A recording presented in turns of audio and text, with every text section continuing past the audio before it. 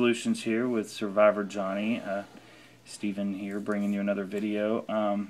This is Survivor Johnny calls this, and you'll see it on other on YouTube. You'll see it in other videos. It's called a wood gasifier stove. So really cool, efficient stove. So take it away. Explain what we have here.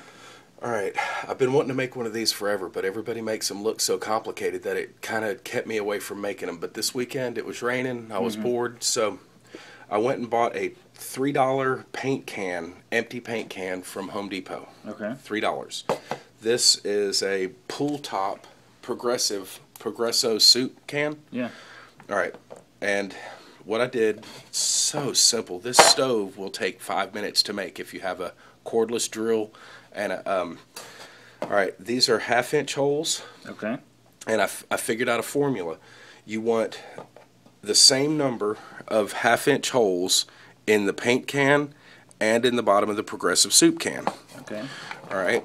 Now, a lot of people, what they do is they try to cut the top of the can in such a way with little flanges that it all fits together, blah, blah, blah. It doesn't. Let me tell you, this is going to be a 10-minute project. I've got 8 1/2-inch holes here. Okay. I've got 8 1/2-inch holes here. I dropped it down to 1/4 inch and went with 16 holes around the top. Okay? Now, this is the part that everybody watching this video is going to go, really? Oh, my God. Alright, this Progressive soup can, which is a standard size, you don't have to use Progresso. There's a million cans this size, all kinds of stuff. If you look at the inside of the paint can, there's a lip. Yeah. The lip that's made for this lid to seat on. Okay. Well, as luck would have it, this can will fit so neatly into that lip that you can go to a machine shop and have something made, and it's just not going to be that tight. Look at that. Yeah. That is so tight that to get it back out, I literally have to have a hammer to get it back off. But you won't need to ever get it back off once you get it on. The only reason I took it off was just to demo it. So there you go. It's seated back in. The holes don't have to line up with each other or nothing like that. What actually happens with these is the fire burns from the top down instead of the bottom up. I know that sounds kind of weird, but what happens is the air between the two walls heats up, and as it heats up and rises, it comes out of these little holes up top. Okay. Well, because it's doing that, it's creating a vacuum, which is sucking air in these bigger 1/2-inch holes that we've got drilled in the bottom. So the smoke actually gets sucked. Instead of coming out, once the thing gets going, the smoke actually gets sucked in those holes, comes out up here, comes out of these little holes, and burns. I think it's got methane in it or so, I don't know. Anyway, it actually burns, and once this thing gets going, it's very smokeless. We'll have to do a burn really test kind of on cool. A lot of people like to do cross members for a pot holder. This actually came with one of those cheap dollar store sternos. It's like a wick sterno, not like a. It came with it, and there's a few extra holes that have been drilled in it. This just happens to be a perfect fit for that. Wow. So the thing actually just stores pretty good like that. You can use it to. Let's say that you wanted to carry fuel pellets or something in there. Yeah. You could put the lid on to hold it, and then this can go slide down inside. Slide right here, and that's it. Wow. Now, actually, we were playing with this weekend. It was raining. We were using wet wood, which made it a little bit harder to light, as y'all probably all know.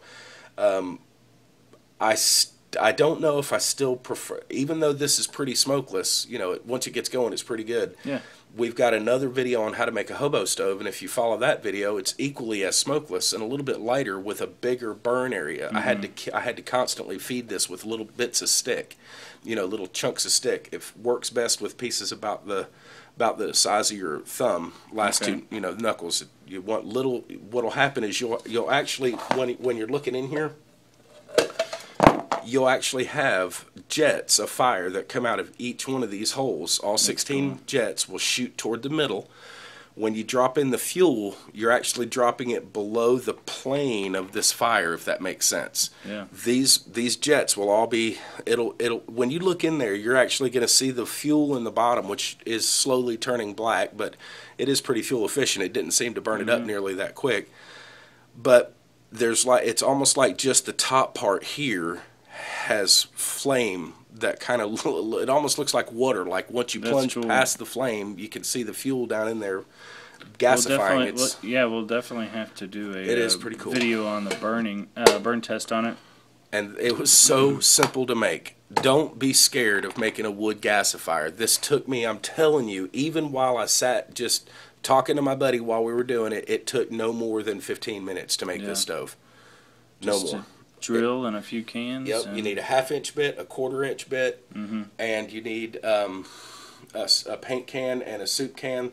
Don't be scared. I always I'll take a can in the grocery store, and I'll walk around on the can aisle looking for cans that fit. I do that all the time. People probably think I'm weird, but I've never cared what people thought. So you can make this in 15 minutes, and it's very cool. It's the easiest thing I've ever. Very cool. It's almost as easy as making one of those hobo stoves. Yeah, I'll have to make one for home.